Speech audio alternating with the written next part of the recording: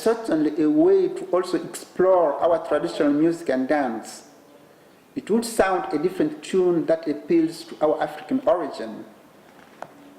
When I was a teenager, I once attended a Guinean ballet. The lyrics were in a Guinean language, and the dance was just marvelous. I still believe that it is the nicest songs that I ever heard in my life. One would easily think that the singers were real angels. And yet, this was traditional music. This will certainly be an opportunity of exploring the various traditional dances.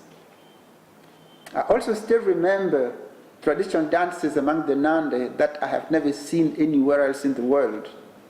The drummers would beat the rhythm in such a way that the dancers literally go into trance while dancing. One type of dance could also be compared to what the Egyptians call belly dancing, as performed by men. One of the consequences of globalization has been the near extinction of such traditional dances.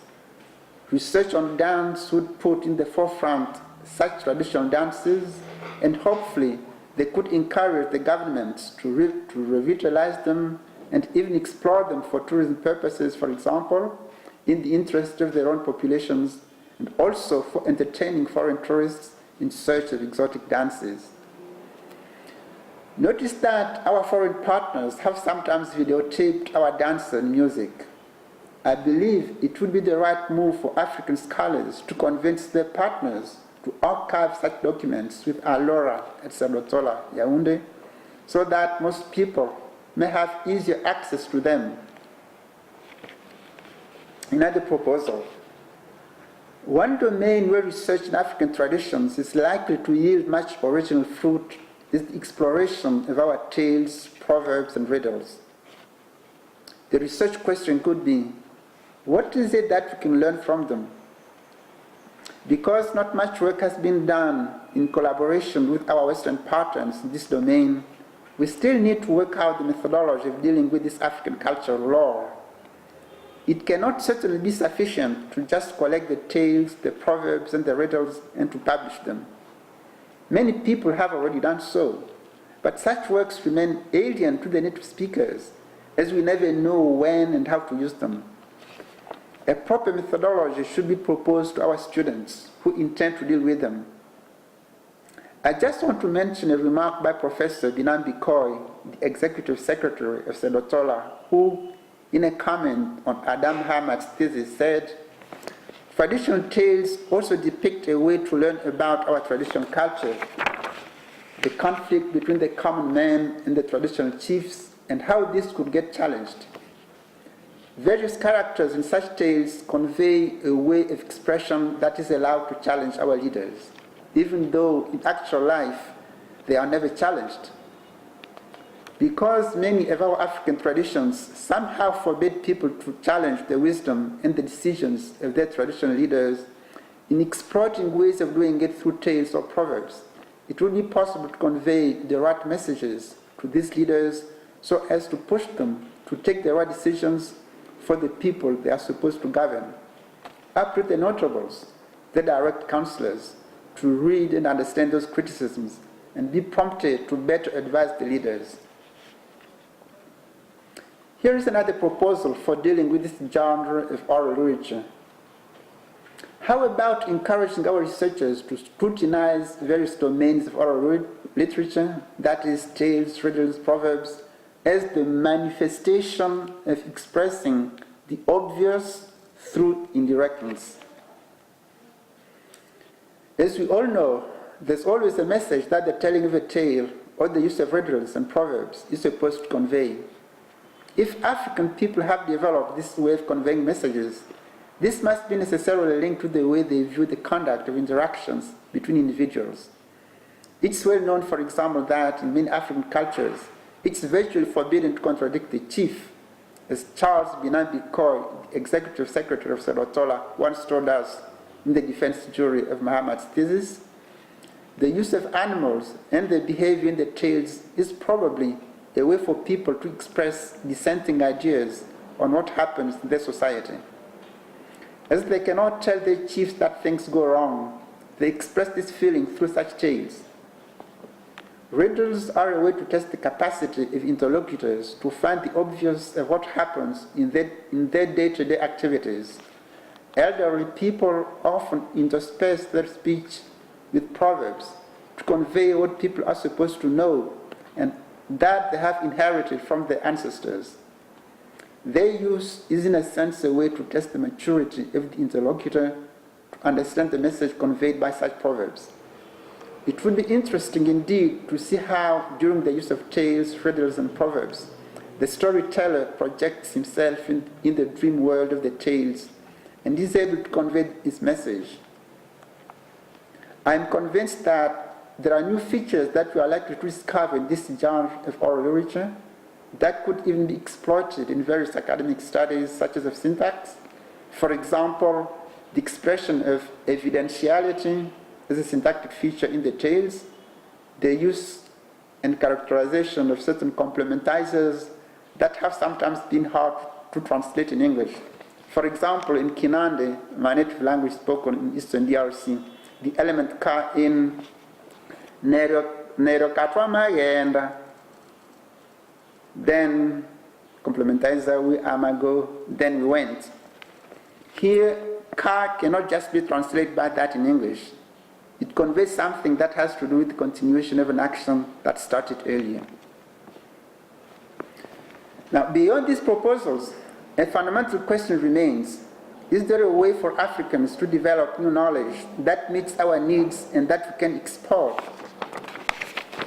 The answer to this question will not certainly be to stop working with our Western partners.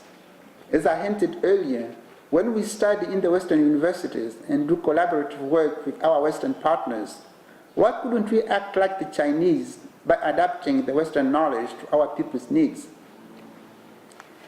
Our use of the ICT tools, for example, the use of iPads to learn African languages, listening to audio material and storytelling on CDs, DVDs, and smartphones, displaying our cultural lore in documentaries that can be sold to tourists worldwide, would be the right implementation of such an idea.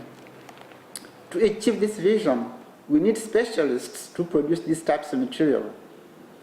As I also proposed earlier, we now have the possibility of storing this material on Alora, Sedotola, Cameroon. I wish to emphasize that this is particularly a real challenge to Nigeria. In the past, you were our leaders in literature, in writing novels. You are leaders in films, the cultural movies. What we wish is that you make this material culturally enriching, not the sensational that tends to frighten some of your film viewers and who have second thoughts about allowing their children to watch Nigerian movies. The contribution of university consultants is crucial. It's crucial that we forge a culture that respects our African values.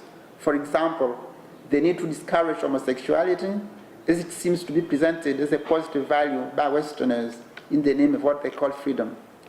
The refusal to be utterly influenced by religious ideologies that are counter to our traditional values as Africans, and that tend to divide us merely because one starts professing a particular type of faith inspired by some individuals, and that cannot be proved to really be based on the correct interpretation of the sacred inspired scriptures, the Bible and the Quran for the Christians and the Muslims.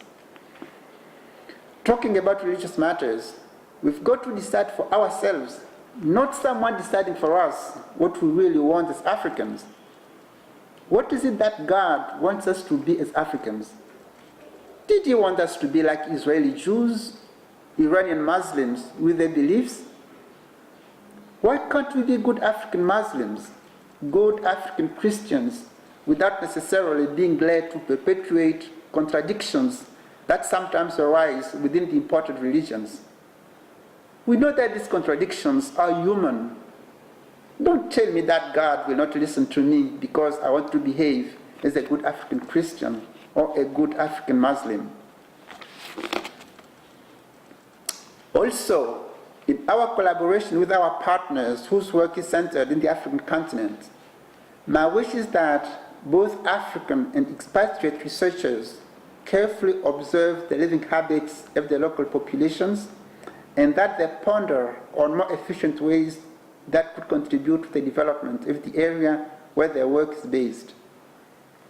Some of the researchers are likely to contribute to fund foreign aid to improve infrastructure in such areas.